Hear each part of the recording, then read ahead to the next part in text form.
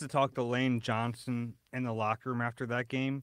He said he was 33 when that game started, and he felt like he's now like 42 at the end of it. Yeah, that was something. That was something.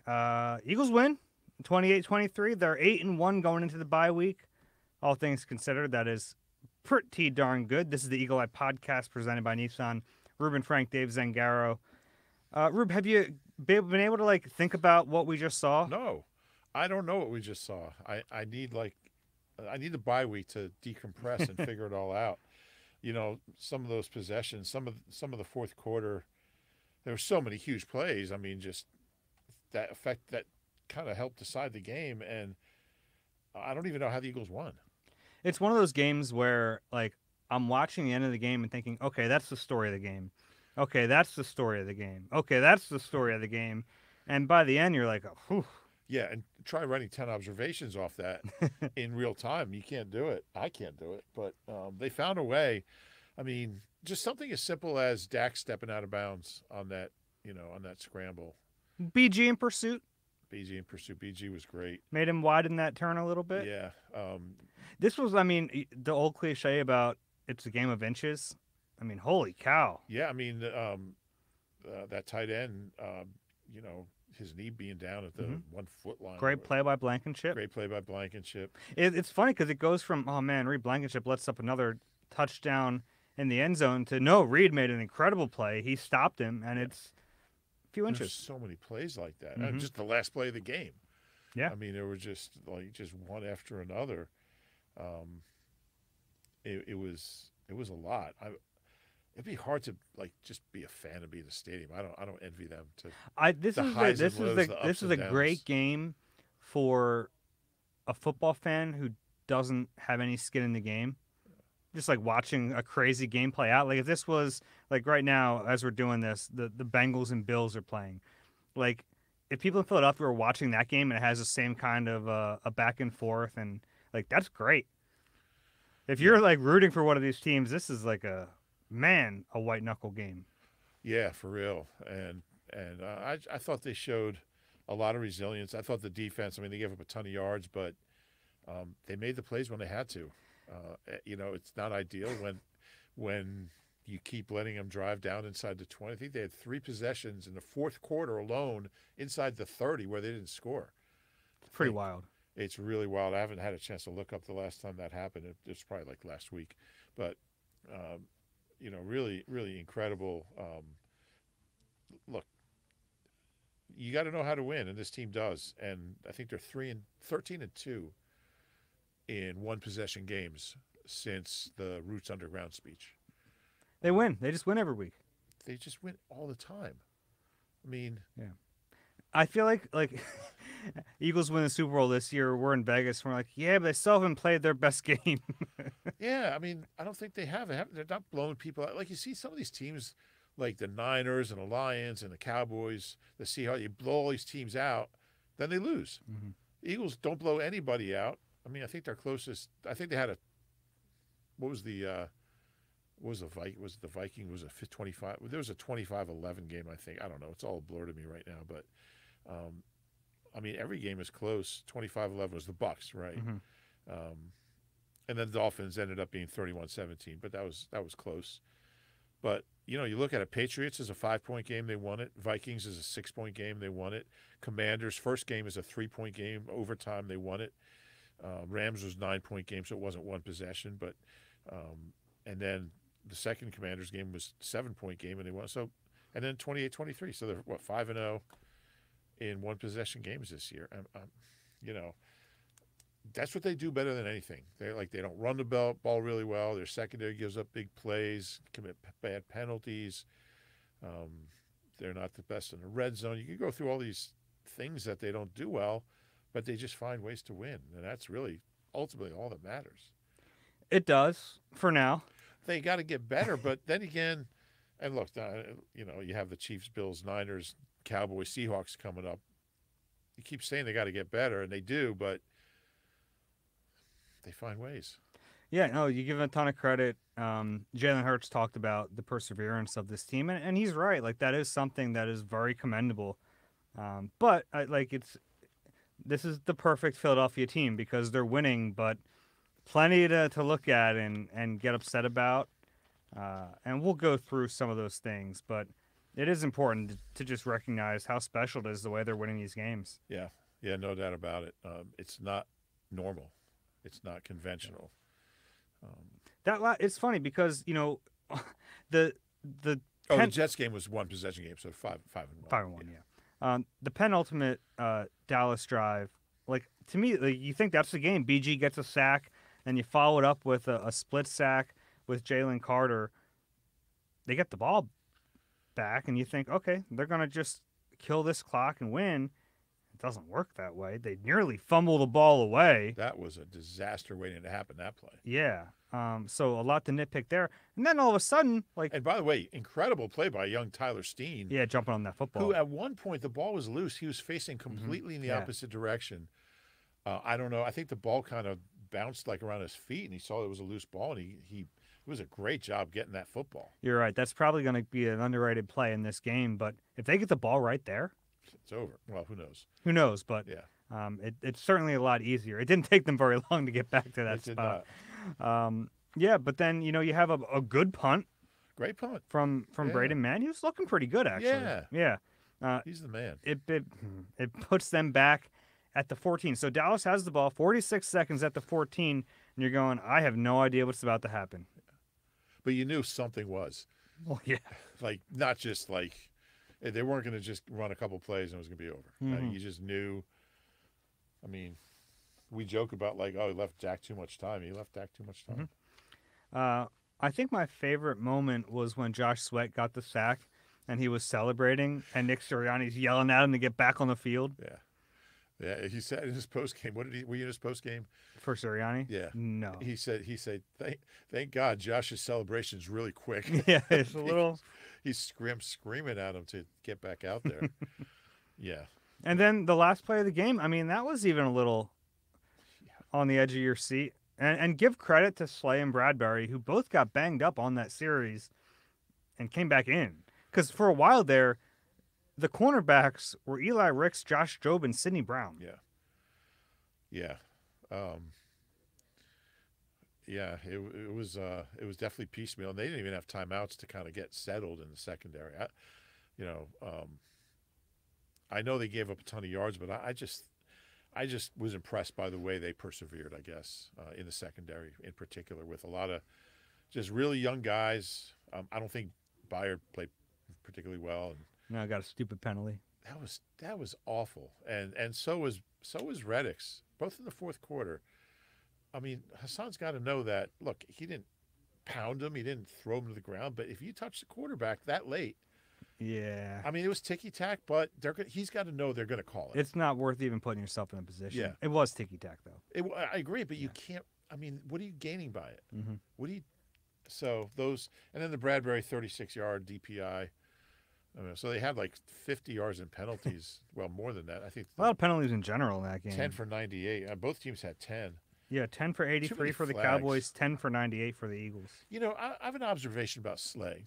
Okay. I think he's playing more physical than I've seen him play before. Man, him flipping Dak was pretty impressive. It was a huge play. Yeah, it was a big play. So many big plays. Yeah, give him credit for coming back because he said he I don't know what the injury was because he didn't use words to describe it. But I heard that. Yeah. After he said that, I was like, I don't know how I'm gonna use that in a story to write. But he missed 2 plays, I think. Yeah, but he got right back out there, and then at the end, he was in the slot on CeeDee Lamb. He was he said he told the coach look, I know that we don't do this, but game's on the line. I have to cover CeeDee. Well, it's a good thing he was, and 27-yard line, they got 23. Makes a tackle right there. They just had to keep him out, and they did. And it was actually a turnover, technically. Yeah, technically. Yeah. Because he fumbled and Blankenship recovered. It was their only takeaway of the game. And the first game, they've been +1 in 2 months. Ends all my giveaway takeaway stats. But, I mean, it came down to a bunch of big plays. And I don't know. I just think there's a certain confidence in the secondary. I mean, it's not a great secondary. It's it's a piecemeal secondary. It should be better, right? Should be better. I think Byard, I expected him to come in and play at an he hasn't played very well so far. Hasn't played well. Yeah. Has not played well. I gave him like a complete pass last week. Yeah. He was worse today. Less of a pass this week. Yeah, he was not good. Bradbury's struggling. Mm-hmm. That's a little concerning. It is. And again, these are D-backs in their 30s, and you just don't know. Bradbury hasn't had a good year. I think Slay's been over, for the most part, has been pretty good. Yeah, I mean, last year we're talking about like which guy is their better corner. I mean, it's Slay by a mile this year. Yeah, Bradbury's a concern. Curious to see what happens when Roby gets back. We're kind of off script here a little bit. Yeah. But we'll save the defense. Let's talk offense because there was certainly some good in this game. Let's start with Jalen Hurts because I wasn't so convinced he was going to be able to finish this game. Same. I mean, that was scary looking. Mm-hmm. And he took a knee right to the helmet. It was DeMarcus Lawrence. Yeah. Yeah. And I wonder if that brace saved him. I don't know. That's that left knee. But he started to get off the field and then he had to stop. And then he gets to the sideline and he jogs in. Like there were 4 seconds left after he handed off the ball in the next play, which made sense. Right. Just get him to the locker room. He jogs off the field with 4 seconds left. Part of me was wondering if he jogged back out. I know. I felt the same way. And he's always the last one on the field anyway. So we're all like watching that tunnel and like, oh, he's not out here. He's not out here. He's not out here. And here he comes. Didn't just come out. He came out jogging. Mm-hmm. Kind of a little statement there. I think he won people see. And then he played incredible in the second half. Yeah. He only threw 9 passes in the second half. 7 for 9, 2 touchdowns. The touchdown pass to Devontae is about as good as it gets. It's incredible. And a great catch. Mm-hmm. Great on both ends. And that guy is just, speaking of Jalen, I mean, the toughness, the resilience, he plays through injuries. He's better when he's hurt almost. I mean, the last 3 games, he's been over 73% in all 3. No Eagles quarterback's ever done that 3 games in a row. With multiple touchdowns in each game. I think 4 last week, 2 today, and I think 2 against the Dolphins. He's playing at such a high level as a passer that we've never – I mean, we've seen games where he's been really, really good as a passer, a lot of them. But the last 3 weeks, I mean, he's taken it to another level, and he's done it on one leg.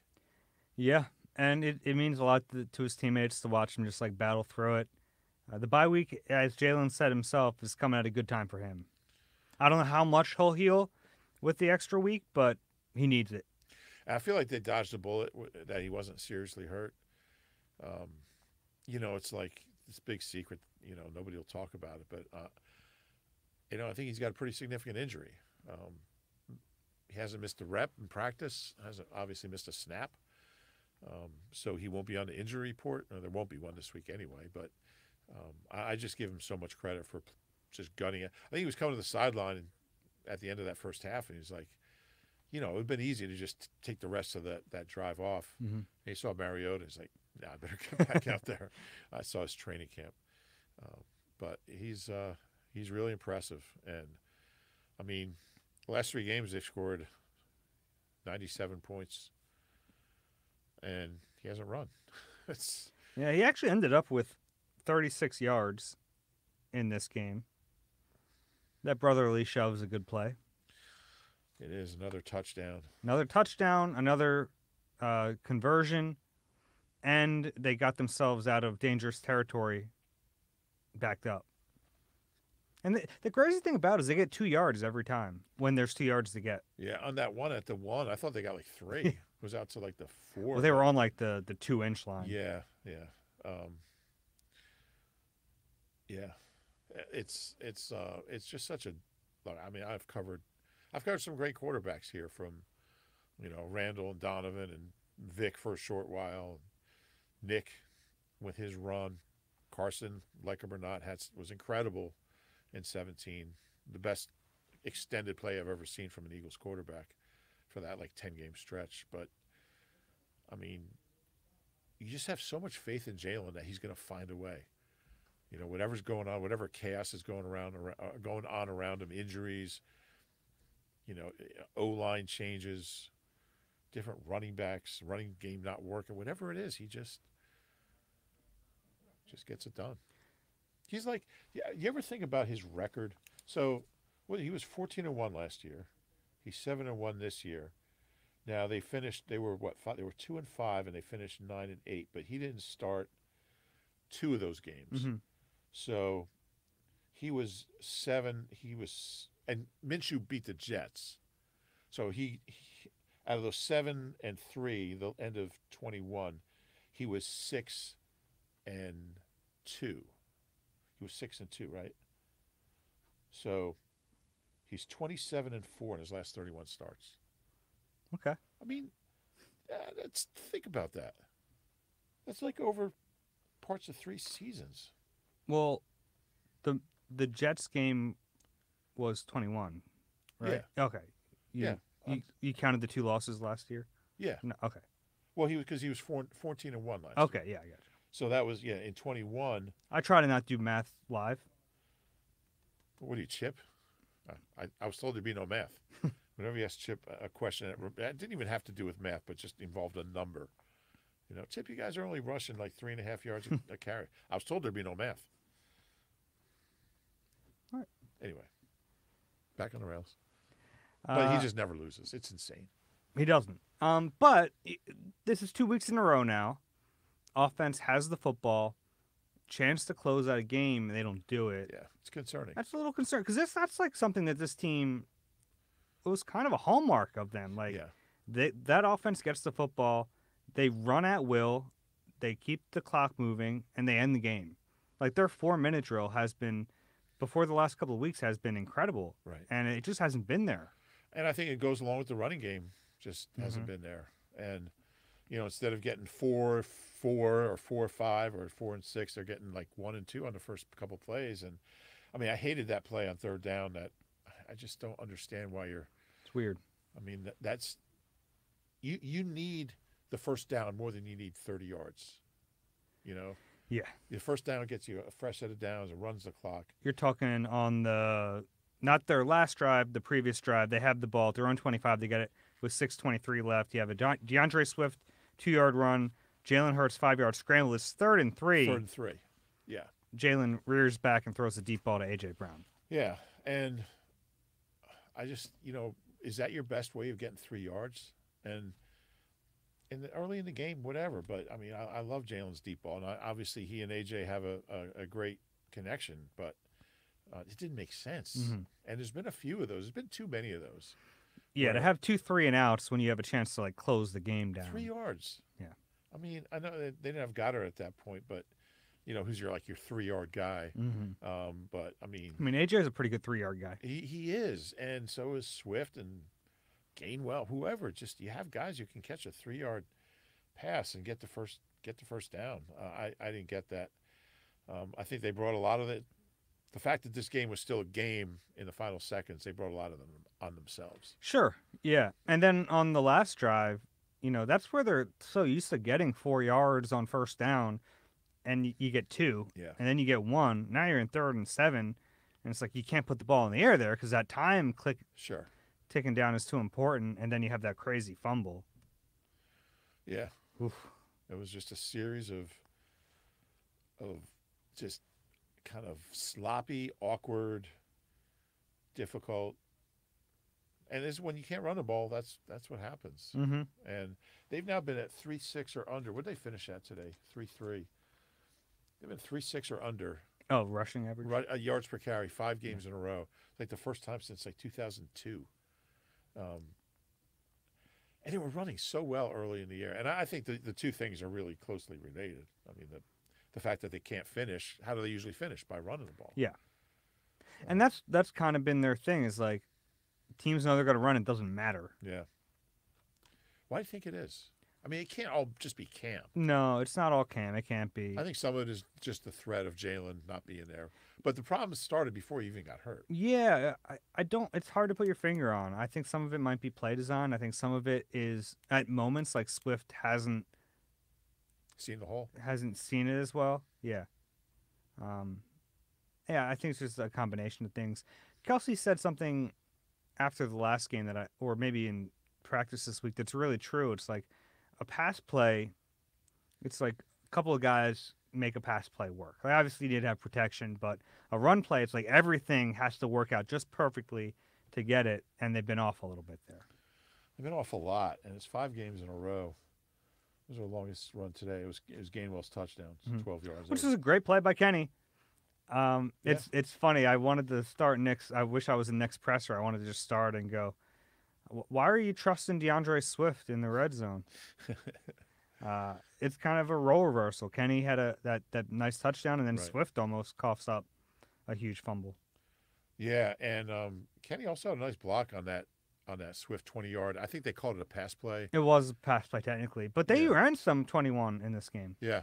That was the only play I saw, but yeah, they ran it another time. Okay. Yeah.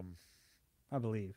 It's funny too because like we spent all of training camp, like they have all this talent. They have Penny, they have Boston, they have Swift, they have Gainwell, they have all these running backs, and now they can't run the ball.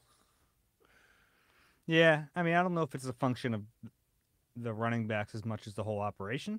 Yeah. We should talk about Dallas Goedert. Yeah. What do we know? We know he left the game immediately, went right to the X-ray room. I don't have any specifics, and I don't want to speculate on it. My sense is that not good. Yeah. So, I mean, if they're missing him for however long, which maybe the duration, that's a big loss, and it's not going to be easy to replace him. No, and we've talked about this. Like they have other tight ends, but I mean they're not receiving tight ends. Stull certainly isn't. Calcaterra, well, he's out. I mean for who knows how long with a concussion. Saw Grant at the game though, walking around. Oh, that's encouraging. Yeah, and he practiced on Friday, so I think he'll be okay. You would think. Albert O, who was up today, played a little bit. But, the problem is Dallas is such a unique player. Because he can block and catch. Yeah, he's a true dual threat. And the other guys aren't. They offer one or the other, really. And you're not getting the same functionality out of them. Obviously, you're not getting the same functionality. They're not the same player. But, it's one of the areas where there's the biggest drop-off from the starter to the backup on this team. Yeah, trade deadline's passed, so I don't know how much help there is out there. Zach Ertz available? Did they cut him or no? He's still there. I think he's hurt. Yeah, it's a tricky one. I think obviously you kind of go. Trey Burton was at the game. He was at the game. You go all in on AJ and Devontae, but you just become more predictable. Exactly. Without that third weapon. Yeah, so we'll see. What we hear about that, but I hope he's going to be okay eventually. Didn't look good. Yeah, it didn't. It was kind of a weird play, man. Like, his arm got, wrapped and then, slammed to the ground. Yeah. Ugh. It's a shame for him. He was hurt last year. Missed 5 games maybe. Yeah. Kind of just, fluky things. Last year he broke a bone and it hit, near his shoulder. Yeah. Yeah. This year was a forearm injury. We know that. Injury to the forearm. Yeah. They take him to the X-ray room. Yeah. It's usually not good. You can put that together a little bit. Anything offensively that we missed that we really need to talk about? Upon first watch, I thought Steen did okay. Yeah. Tough ask. Tough ask, yeah. Especially some of those, like Enosa Odigizua is just a slippery interior player. And they have a wave of guys. They're pretty deep on their line. Last week we saw Washington, and they're so top heavy on that line. Whereas this defense kind of rotates guys, and they're really good. Yeah, I thought Steen for a first start, I thought he was fine. Mailata gave out some pressure early. Yeah. Kind of fun. He said not fun, but he said Jalen Hurts kept telling him because Jordan was beating himself up, and Jalen's like, dude, next play. At halftime, he said the same thing. Jalen's walking around with an IV, and they're all wondering how he's feeling, and he's making sure that Jordan's not in his own head about it. And then I thought second half he played much better. I thought the whole O-line played better in the second half. Yeah. I don't believe they gave up a sack. I think all 3 sacks were in the first half. And only a couple pressures. Yeah, like 8 pressures in the first half. Yeah. So I think Stout's really, really good at adjusting and just maybe sometimes it's as simple as just calming guys down. And some guys were pretty hyped up for this game, but O-line was really good in the second half. Yeah. Did you see Kelsey, the clip of Kelsey just screaming in the dude's face?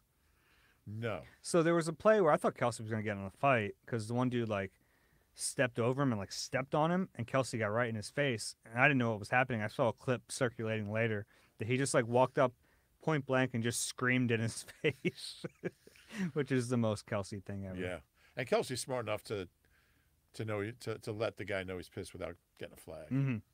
That's what Byard's got to learn. Yeah, it was this weird thing from Byard.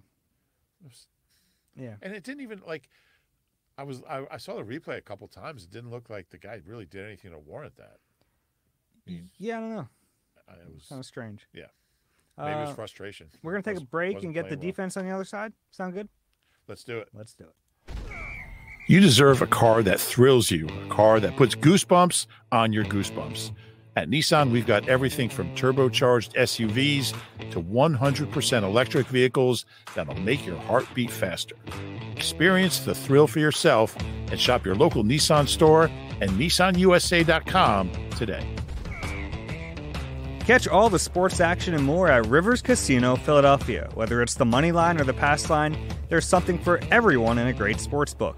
Rivers Casino Philadelphia. Philly loves a winner. Gambling problem? Call 1-800-GAMBLER. Dak Prescott's line, 29 for 44, 374 yards, 3 touchdowns, no picks. CeeDee Lamb, 16 targets, 11 catches, 191 yards. Yeah, I mean, Dak's been doing this against the Eagles for 8 years now. And I do some quick math. Not very quick. Not quick enough. He's now got 20 touchdowns and 4 interceptions in his last 9 games against the Eagles. And he's never thrown an interception at the Link. He's thrown 189 passes at the Link without an interception, which is it's crazy. And I don't think they were close to one today, were they? There was no batted balls. Not really. There was no dropped interceptions. There was no balls through anyone's hands. It was just really accurate. He was a really good player. And, they did what they had to do, but, man. A little sketchy at times. He's and CeeDee Lamb's obviously a really good player. Yeah. Watching him against Eli Ricks is tough. That's just a tough assignment for a rookie. Yeah. Yeah, it is. And they just don't have a slot. I know. I've seen Roby around. They never put him on IR, so maybe he's back for Kansas City. But even him, we haven't seen enough to really know what he can help. Yeah, and he's not really known as a cover, a great cover guy. Is he? He's a corner. But he's kind of a inside, tough, physical, good blitzer. He's played outside corner too. Has he? Quite a bit. We'll see. They need him to be good. Yeah. As far as the run game, Pollard had 12 for 51. Had a few chunks in there. For the most part, they did a decent job against him. Rico Dowdle had 2 for 8. Dak scrambled a little bit on them. 6 for 14. Yeah, and the numbers don't look like much, but he extended some plays. Threw on the run a few times. And that's the big deal. There, the defensive line comes through at the end, but there were moments in this game where there just wasn't enough pressure. Yeah, they seem to pressure well at the end of games. Yeah, I think there's a reason for that. I think they're fresh because they rotate. Yeah. That BG move, the inside move from BG against, I guess that was Steele out there at right tackle. Great move. Yeah, it was. Great move. It was so cool to see BG. I don't know. The one, how do you not think about, Minneapolis? Got his hand up there. Yeah. I thought he was going to knock it out. Yeah, so did I. He had half a sack all year, then he had 1.5 sacks. And 2 plays. In the span of 2 plays. Yeah. That was good to see.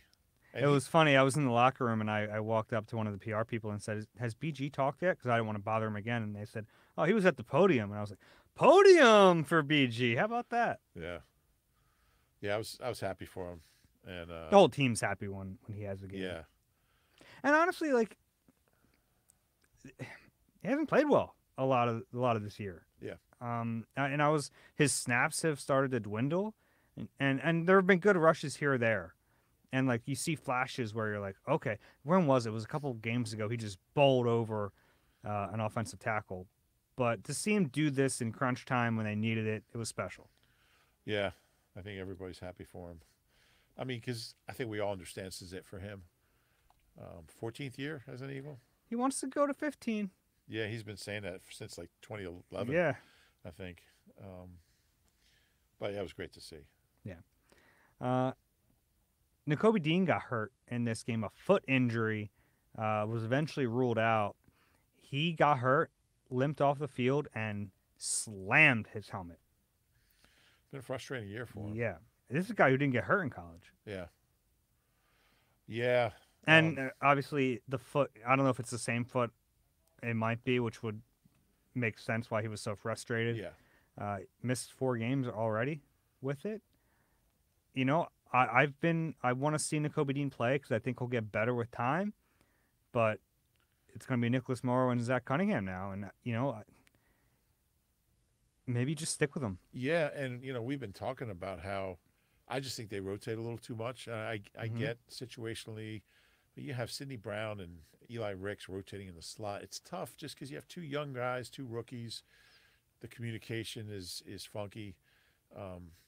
We'll see if they go Cunningham and Morrow. I mean, they've probably been their 2 best linebackers. Yeah, I think they have been. And at a certain point, like, get your best players out. You know, it's like we're in the second half of the season now. You're trying to win a Super Bowl, not keep Nakobe Dean happy. Yeah, so we'll see how bad the injury is. Because even if he's not a starter, you don't have a ton of linebacker depth. You're down to Zach Cunningham, and they had Ben Van Sumeren elevated for this game. So Made play on special teams. Yeah. Special teams, aside from one play, really, was pretty good.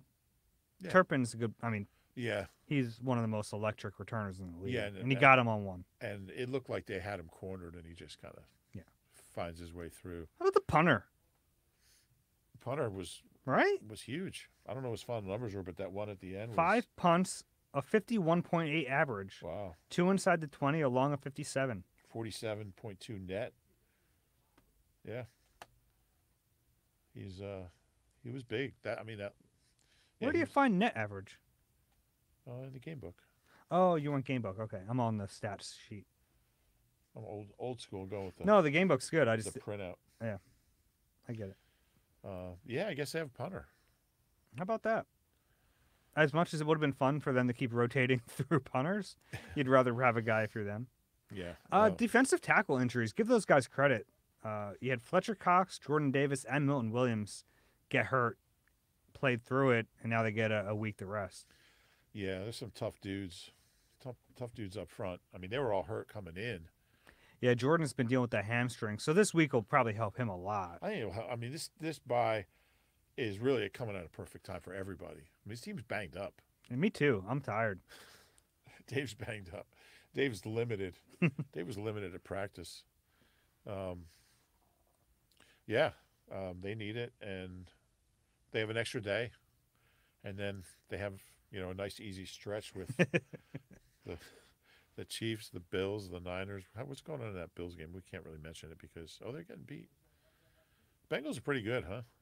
Yeah, they do this. They lull people into thinking they're not good, and then they're like, "Oh yeah, by the way, we're really good again." I think the Ravens might be the best team in the AFC. That's very possible. They're demolishing people. Yeah, they look good. Yeah. What was that final score? Oh, 37-3. Yeah. Wow. Big win for them. I had fun watching the Germany game this morning. Yeah. Yeah, that was good. Pretty cool. There was a moment where we thought we might be headed to Germany. Yeah. But then they're not going to put a Super Bowl rematch over there because it would have been the Chiefs game. Right. That's right. Mm-hmm. Yeah. I was in Germany when I was a kid. I've never been to Germany. Yeah. My dad had like a seminar over there, so the whole family went. Yeah, it was great. Where? Went to Leipzig, Berlin, Weimar. Went to like 4 or 5 cities. Dresden, beautiful city. Okay. Yeah. How about that? Yeah.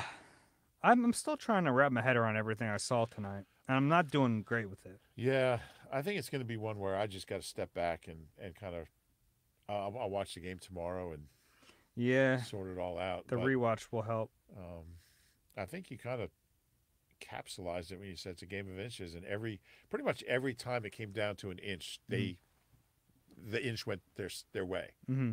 and it added up to a win. I mean, if Dak doesn't step out of bounds, it's a completely different game. Obviously, if what's his name, Schoolmaker, whatever the guy's name is, Schoonmaker, Schoonmaker, if he doesn't, if His final line is 1 catch for 0 yards. He went from like the biggest touchdown of the game to 1 catch for 0 yards. and I mean, he was like inches. He was inches away. It was really funny because like they showed that the good replay that showed you on TV long before they showed it at the stadium. So they're showing the replays that make it look like he scored at the stadium, which is the reverse of what they should be doing at the home stadium. So to the point where like people on the field are thinking this is a touchdown. And then it was really funny because then when they showed that one replay, the place went nuts. I saw Fletcher Cox start jumping up and down, pointing at it. It was pretty obvious. Yeah. But the Cowboys had their offense and defense on the field at the same time. I love those moments. I love the moments where there's a play like that and both teams will send their offense on the field. I'd like to see that, offense against offense.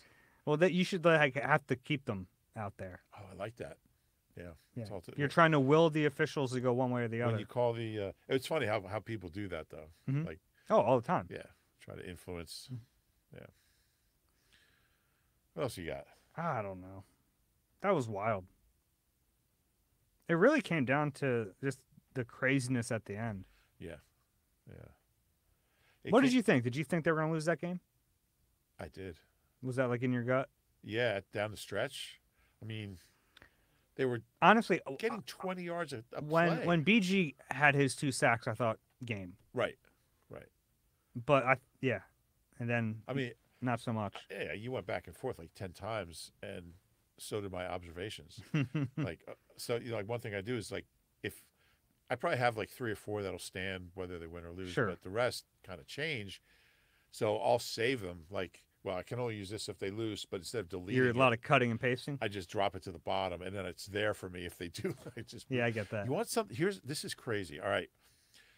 In their last 76 games that they've led by 11 or more points going into the fourth quarter, the Eagles have only lost once.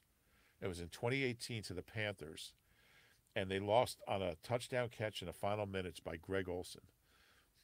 Really? Yes. Who was doing the game today for Fox. I like Greg Olsen. I know people get finicky about... The touchdown was thrown by Kevin Burkhardt. No, it's thrown by Cam Newton. But, yeah, I think Greg Olsen's one of the better ones. How was the broadcast today? I had my earpiece out most of the game. Okay. I don't need to hear them. I mean, I think Greg Olsen's good, but I just like to watch the game in peace. Yeah, I get that. I'm looking at some stats the Eagles have sent out. This is an Elias Sports stat. I'll steal it. 5th quarterback since 1950 to win 25-plus games over the span of 27 starts in the regular season. Joining Tom Brady, Peyton Manning, Jim McMahon, and Joe Montana. Jim McMahon. One of these things is not like the others. Still, though, that's great company. Some of those games, Jim was probably like 4 for 6 for 11 yards, and Walter Payton had 300 rushing yards. But Sirianni and Hurts have a 32-11 record. Yeah, I mean they just win. Well, Hurts doesn't.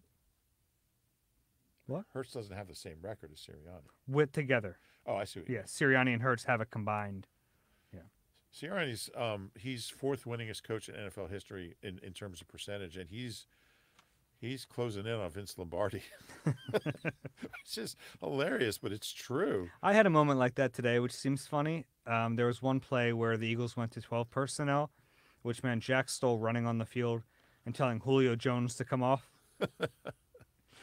Fun little moment there. So Nick is what, 31-12. So 31 out of 43 is 721. So Vince Lombardi 738. So probably, yeah, 2 more wins, 721. Yeah, 1 more wouldn't be enough. 2 more would get them over. And then it's just Madden, John Madden, and Guy Chamberlain, who coached the Canton and Cleveland Bulldogs and the Frankfurt Yellow Jackets for 2 years. So he was a Philly guy. Has the highest winning percentage ever by a coach. Won 4 championships in his 6 years as a head coach for 3 different teams. It's not bad. All in the 20s. These are the guys Sirianni's up against. I mean, it's kind of funny because he doesn't belong there, but he kind of does. I mean, he's been really good. Like, who's got the second highest winning percentage among active coaches? Kevin O'Connell's 17-8. Matt LaFleur's 49-24, and then Belichick, and then Andy Reid, then Sean McDermott, and Mike Tomlin. But maybe one day Belichick will catch him. We got anything else here? No. Yeah. Looking forward to the bye week. We'll have some pods for you guys. Don't worry. We won't forget. Fret not. Fret not. Yeah. Fret not. Fret not sounds like a lead singer of a punk band. Fred not. Yeah. All right. Shake not. Eagles linebacker. If you enjoy the Eagle Eye podcast, do us a Rashawn Evans, by the way, you called that out. Yeah. He's the one who got that penalty. He flipped off Keely Ringo's helmet. Rashawn Evans, you'll remember, famously here for 3 days on the practice squad earlier this year. Former first-round pick. I did a big story on him and his new start of his career. Glad we didn't hold that one, huh? Yeah.